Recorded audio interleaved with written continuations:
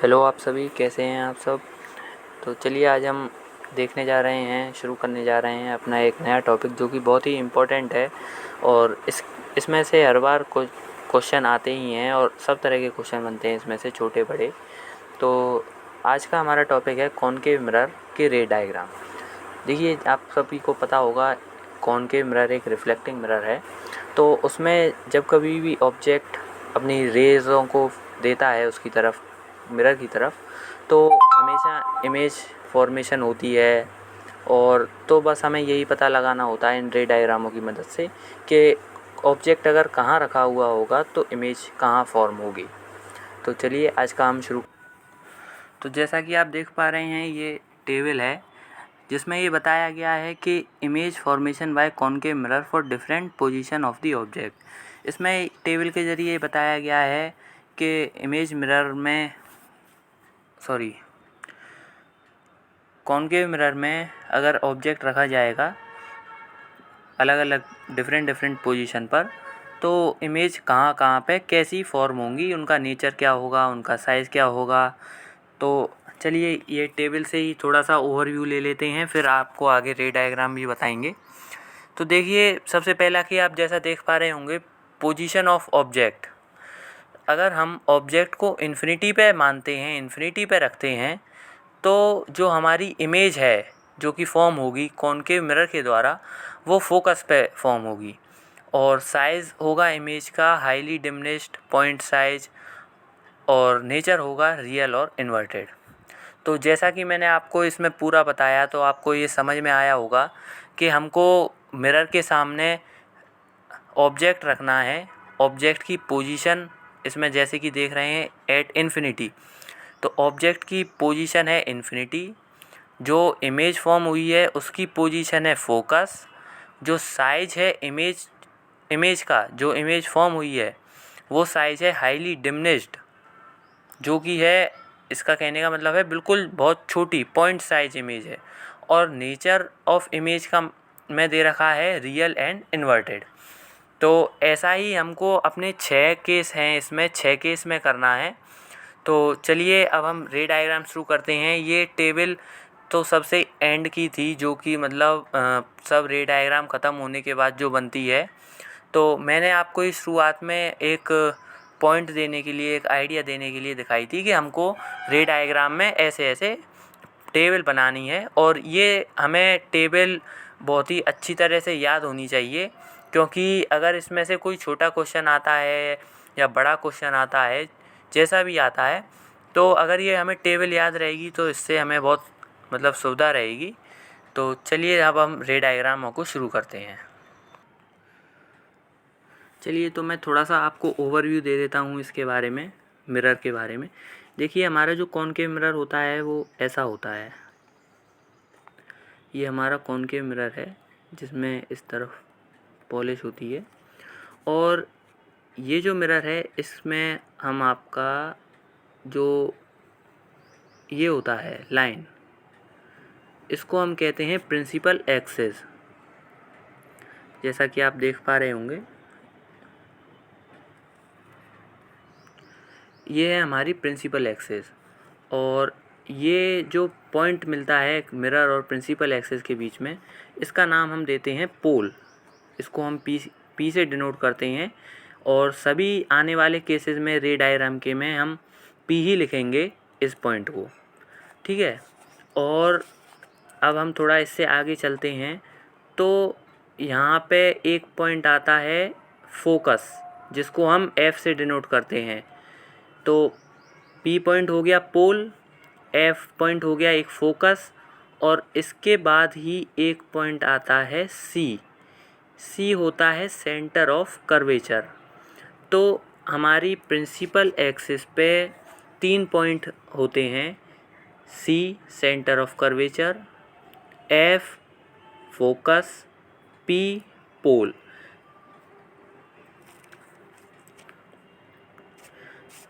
और ये है हमारा कॉनकेव मिरर। तो इसी पे हमको सारे रे डायग्राम बनाने हैं, और इन्हीं की मदद से हम यह बताएंगे और डिनोट करेंगे कि ऑब्जेक्ट कहाँ है और इमेज कहाँ पे बनी है। तो चलिए अब हम शुरू करते हैं, आपको रे डायग्राम की तरफ लेके चलते हैं। चलिए देखिए, ये है पहला केस। पहला केस है ये कॉनकेव मिरर का। इसमें पहले केस में जो ऑब्जेक्ट है वो इन्फिनिटी पे रखा जाता है, जैसा कि आप देख पा रहे होंगे, ऑब्जेक्ट एट इन्फिनिटी।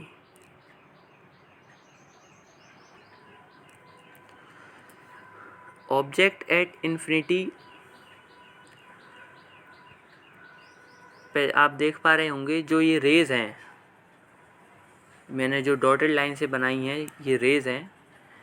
ये रेज़ आके कॉनकेव मिरर से मिलती हैं और रिफ्लेक्ट होके आप देख पा रहे होंगे पॉइंट एफ पे आती हैं, मीट होती हैं, दोनों पॉइंट एफ पे इंटरसेक्ट करती हैं। मैं आपको ये अपना दोबारा से बना के दिखाता हूँ, जिससे आपको ये और क्लियर होगा। पहले मैं आपको इसका पूरा ओवरव्यू दे देता हूँ, उसके बाद बनाएंगे तो फिर आपको और क्लियर हो जाएगा और आप यकीन मानिए इसको भूल नहीं पाएंगे। तो पहला हमारा पॉइंट है ऑब्जेक्ट एट इन्फिनिटी। तो आप ये देख पा रहे होंगे जो डॉटेड लाइन है ये पॉइंट एफ पे आके इंटरसेक्ट करती हैं। तो इमेज जो है हमारी पॉइंट एफ पे बनेगी और हमारे जो इमेज की प्रॉपर्टियाँ होंगी वो होगी इमेज इज़ इन फ्रंट। जब कभी भी इमेज लेंस के लेफ़्ट तरफ बनती है, मिरर के लेफ़्ट की साइड में बनती है या जिस तरफ ऑब्जेक्ट रखा होता है उसी तरफ बनती है, तो उस टाइम पे जो इमेज होती है वो हमेशा रियल इमेज होती है। इस चीज़ को आप हमेशा ध्यान रखें, वो रियल इमेज होती है। और दूसरा पॉइंट हम देखते हैं, इमेज इज़ इन्वर्टेड। जो कॉनकेव मिरर में इमेज बनती है वो आप देखेंगे कि सारी इन्वर्टेड इमेज ही बनती हैं।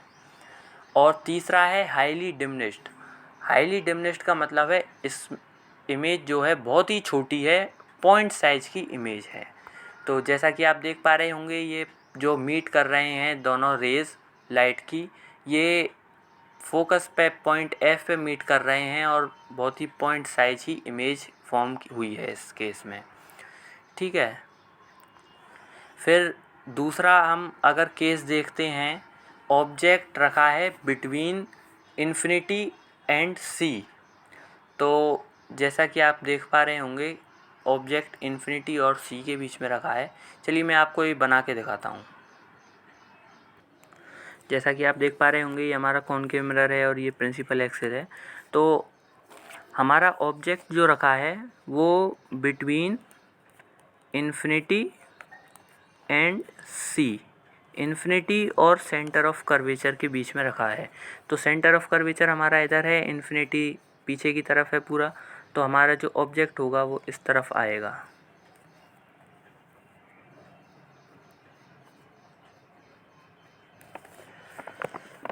ऑब्जेक्ट इस तरफ रखा जाएगा तो लाइट रेज सीधी ऐसे ट्रैवल करेंगी मिरर की तरफ और इससे रिफ्लेक्ट होके लाइन फोकस से सीधी निकल जाएगी। जैसा कि आप देख पा रहे हैं ये जो लाइट रे है मिरर से टकरा के फोकस से निकल जाएगी। और दूसरी जो लाइट रे है वो सेंटर ऑफ कर्वेचर से निकलेगी।